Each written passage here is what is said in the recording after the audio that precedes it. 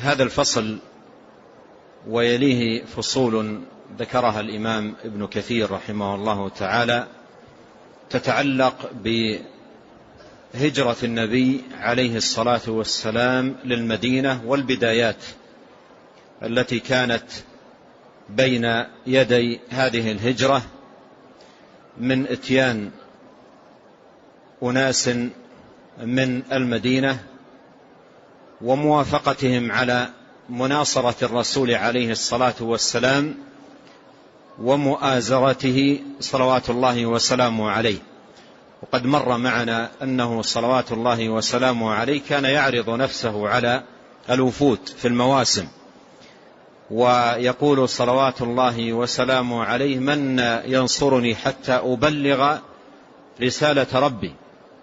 فكان يعرض نفسه صلى الله عليه وسلم على الوفود حتى أكرم الله سبحانه وتعالى الأوس والخزرج في مدينة النبي عليه الصلاة والسلام بالموافقة على ذلك ومبايعة النبي صلى الله عليه وسلم بمؤازرته ومناصرته صلوات الله وسلامه عليه، مما ترتب على ذلك فيما بعد كما سيأتي معنا هجرته عليه الصلاة والسلام إلى المدينة وبقاؤه فيها إلى أن توفي فيها صلوات الله وسلامه عليه. فكانت مهاجر النبي عليه الصلاة والسلام ومنطلق الدعوة ومأرز الإيمان كما صح بذلكم الحديث عن رسول الله صلوات الله وسلامه عليه.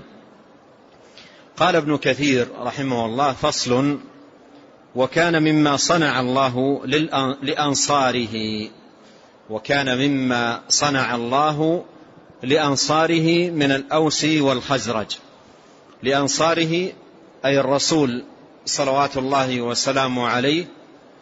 وهذا الاسم لم يكن اسما للأنصار في الجاهلية قبل الإسلام وقبل اللقاء بالرسول عليه الصلاة والسلام، وإنما هو اسم اكتسبوه ومن الله سبحانه وتعالى عليهم به، بل سماهم الله تعالى به في القرآن في مواضع كثيرة بعد أن ناصروا النبي عليه الصلاة والسلام وآزروه صلى الله عليه وسلم. والأنصار جمع ناصر، مثل الأشهاد جمع شاهد، من النصرة وهي المؤازرة والمعاونة والمعاضدة، وهو ما قام به الأنصار، حيث إنهم نصروا الرسول عليه الصلاة والسلام ونصروا الدين الذي جاء به صلى الله عليه وسلم، فسماهم الله تبارك وتعالى بهذا الاسم المبارك في مواضع عديدة من كتابه جل وعلا. وقد جاء في صحيح البخاري عن غيلان بن جرير قال: قلت لأنس بن مالك رضي الله عنه: أرأيت اسم الأنصار، أرأيت اسم الأنصار كنتم تسمون به يعني في الجاهلية قبل الإسلام، أم سماكم الله تبارك وتعالى به؟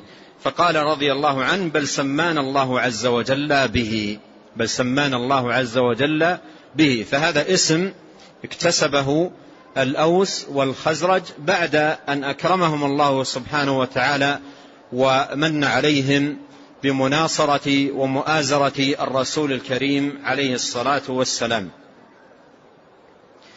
قول المؤلف رحمه الله: من الأوس والخزرج. من الأوس والخزرج قبيلتان، الأوس والخزرج قبيلتان، والأوس اسم رجل والخزرج أخوه، فهما أخوان. الأوس والخزرج أخوان، عرف بكل منهما قبيلة تنسب إلى كل منهما، فهناك قبيلة يقال لها قبيلة الأوس نسبة لأحد هذين الأخوين، وقبيلة أخرى يقال لها الخزرج نسبة لهذا الأخ الآخر. والأوس والخزرج هذان الأخوان هما ابن حارثة ابن ثعلبة من بني قحطان، وأمهما أم الأوس والخزرج يقال لها قيلة بنت عمرو، ولهذا يقال للأوس والخزرج في بعض المصادر بنو قيلة نسبة لأمهما قيلة بنت عمرو، يقال بنو قيلة. ويأتي ذكرهما في كتب السير وكتب الأخبار بهذا اللقب، يقال بنو قيلة أي الأوس والخزرج نسبة لأمهما. والأوس هذه كلمة عربية معناها الإعطاء، وأيضا من معانيها التعويض والعوض. والخزرج أيضا كلمة عربية ومعناها الريح الباردة. قال من الأوس والخزرج أنهم كانوا يسمعون من حلفائهم من يهود المدينة، لأنه كان مع الأوس والخزرج في المدينة يهود، واليهود كما هو معلوم أهل الكتاب ينتسبون إلى التوراة، الكتاب الذي أنزل إلى موسى عليه السلام، مع أنهم حرفوا وبدلوا وغيروا.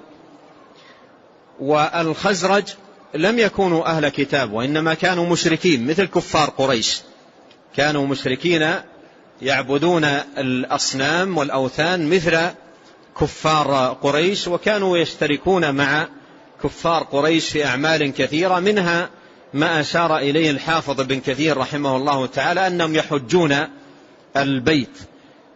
لكن القبائل التي كانت تحج البيت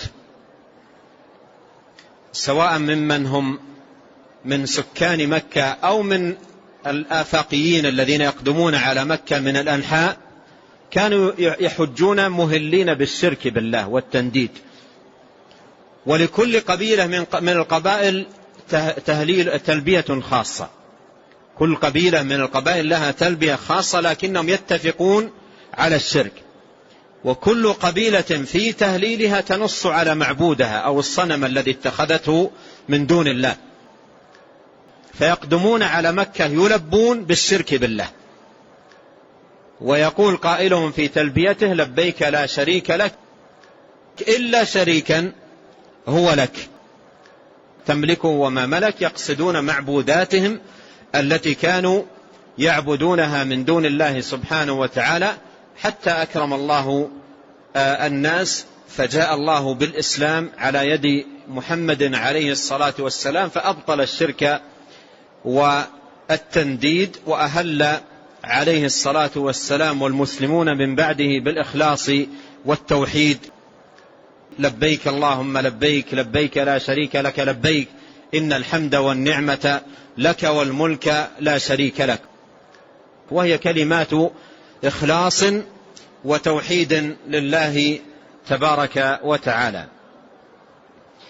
قال أنهم أي الأوس والخزرج كانوا يسمعون من حلفائهم من يهود المدينة أن نبيا مبعوثا في هذا الزمان، وهذا يقوله اليهود مما يجدونه في التوراة من مبشرات بالنبي عليه الصلاة والسلام وذكرا له صلوات الله وسلامه عليه. فكانوا يذكرون للأوس والخزرج أن نبيا شارف بعثه في هذا الزمان وقرب بعثه، فكانوا يذكرون ذلك للأوس والخزرج، وكانت بينهم عداوات.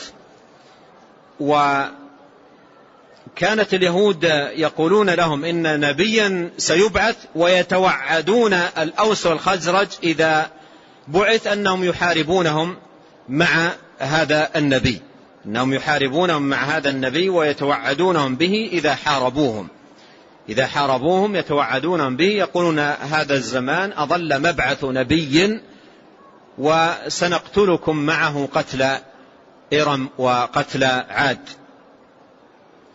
قال: ويقولون إنا سنقتلكم، يعني اليهود يقتلون الأوس والخزرج معه أي مع النبي إذا بعث، قتل عاد وإرم. إرم ذات العماد التي جاء ذكرهم في القرآن الكريم والذين أهلكهم الله سبحانه وتعالى بالواد. وكان الأنصار يحجون البيت كما كانت العرب تحجه، كانوا يحجون البيت، لكن حجهم للبيت بالشرك وليس بالتوحيد. شأنهم شأن القبائل كلها في ذلك الوقت التي تقدم من الجهات المختلفة، يهلون البيت قادمين إليه ملبين بالشرك بالله سبحانه وتعالى. قال وأما اليهود فلا أي لا يحجون بيت الله تبارك وتعالى ولا يرون حج بيته الحرام. قال فلما رأى الأنصار رسول الله صلى الله عليه وسلم يدعو الناس إلى الله تعالى ورأوا أمارات الصدق عليه قالوا هذا والله الذي توعدكم يهود به فلا يسبقنكم أو يسبقنكم إليه، أي لا يكونون السابقين إلى هذا النبي قبلكم، فكونوا السابقين إليه قبل اليهود.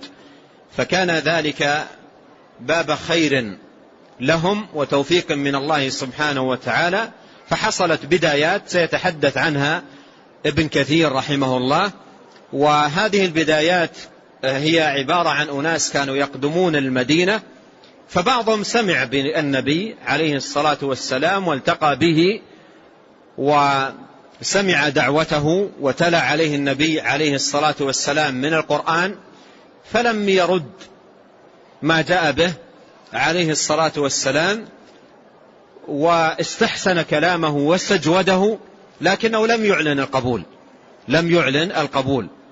ثم بعد ذلك أيضا جاء آخرون وسمعوا بدعوة النبي عليه الصلاة والسلام فقبلوا الدعوة ورجعوا إلى المدينة دعاة، وبدأ الإسلام يدخل بيوت المدينة بيتا بيتا، وبدأت الدعوة تنتشر. ثم حصلت فيما بعد البيعة الأولى، ثم حصلت البيعة الثانية، ثم من بعد ذلك حصلت الهجرة المباركة، هجرة النبي عليه الصلاة والسلام إلى المدينة، مما سيأتي تفاصيل ذلك باختصار عند ابن كثير رحمه الله تعالى. نعم.